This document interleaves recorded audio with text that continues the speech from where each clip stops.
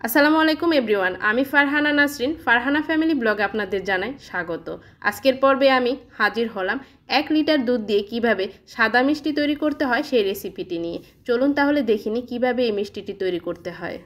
সাদা মিষ্টির জন্য আমি আজকে 1 লিটার দুধের শুকনো উপকরণগুলো নিয়ে নিচ্ছি 1 টেবিল চামচ পরিমাণ ময়দা, আর সেই সাথে নিয়ে নিচ্ছি 1 টেবিল চামচ পরিমাণ সুজি, আর নিয়ে নিচ্ছি 1 টেবিল চামচ পরিমাণ পাউডার দুধ, আর সেই সাথে নিয়ে নিচ্ছি 1 টেবিল চামচ পরিমাণ চিনি, আর দিয়ে দিচ্ছি 1 চিমটি পরিমাণ বেকিং পাউডার। প্রতি লিটার দুধের জন্য 1 চিমটি করে বেকিং পাউডার দিলেই চলবে। আর নিয়ে নিচ্ছি 1 চিমটি পরিমাণ এলাচ গুঁড়া।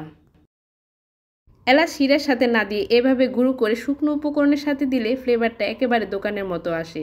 সেই সাথে দিয়ে দিচ্ছি 1 চা চামচ পরিমাণ রান্নার রেগুলার তেল।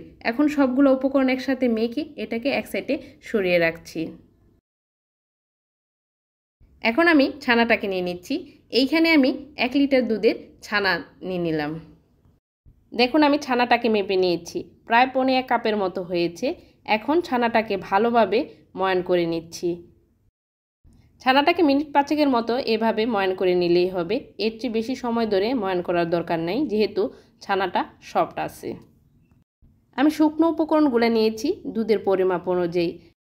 ছানাটা ময়ান হয়েছে কিনা সেই জন্য ছানা নিয়ে আমি বল তৈরি করে দেখে নিচ্ছি হয়েছে কিনা। দেখুন বলটা মসৃণ আসছে, তার মানে ছানাটা ময়ান করা হয়ে গেছে। এখন আমি এর মধ্যে শুকনো উপকরণগুলো দিয়ে দিচ্ছি।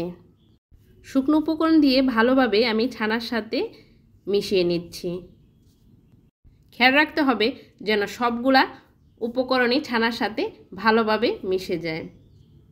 শুকনো উপকরণগুলো ছানার সাথে ভালোভাবে মাখানো হয়ে গেছে। এখন এটাকে এক সাইডে রেখে আমি চলে যাচ্ছি শিরা বানানোর জন্য। সেই জন্য মেজারমেন্ট কাপে নিয়ে নিচ্ছি 2 কাপ পরিমাণ চিনি, আর নিয়ে নিচ্ছি সেই কাপের 3.5 কাপ পরিমাণ পানি,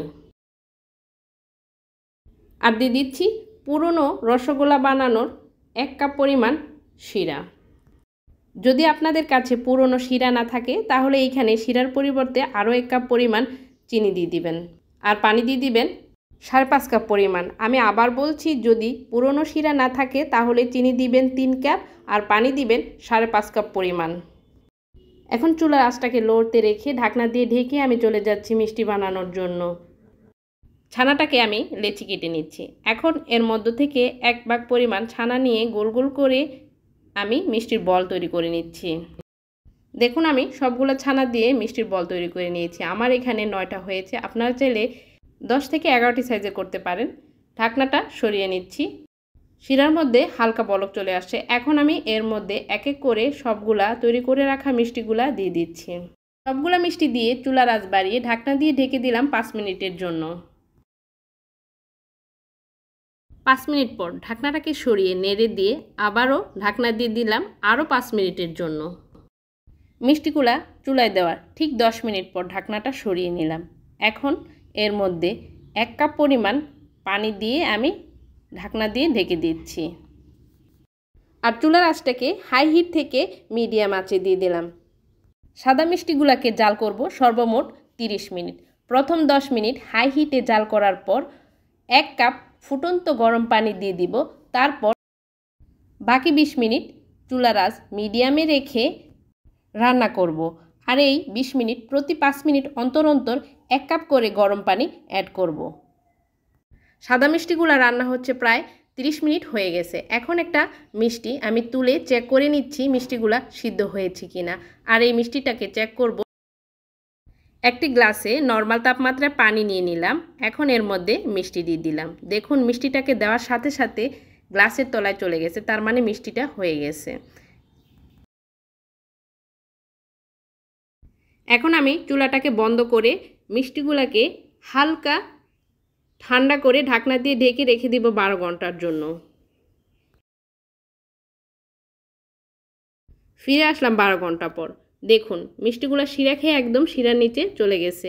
এখন আমি একটা মিষ্টি আপনাদেরকে দেখিয়ে দিচ্ছি মিষ্টিগুলো কেমন হয়েছে। দেখুন মিষ্টিগুলা মাশাআল্লাহ করে কতটা গোলও হয়েছে। আরেকটা মিষ্টি কেটে দেখিয়ে দিচ্ছি ভেতরটা কেমন হয়েছে। যারা মিষ্টি চেনেন তারা নিশ্চয়ই দেখে বুঝতে পারছেন মিষ্টিটা কেমন হয়েছে। আশা করছি আমার আজকের এই সাদা মিষ্টি রেসিপিটি আপনাদের ভালো লেগেছে। ভালো লাগলে অবশ্যই ফ্যামিলি ও বন্ধুদের মাঝে শেয়ার করে দিবেন। সবার সুস্বাস্থ্য কামনা করে বিদায় নিচ্ছি।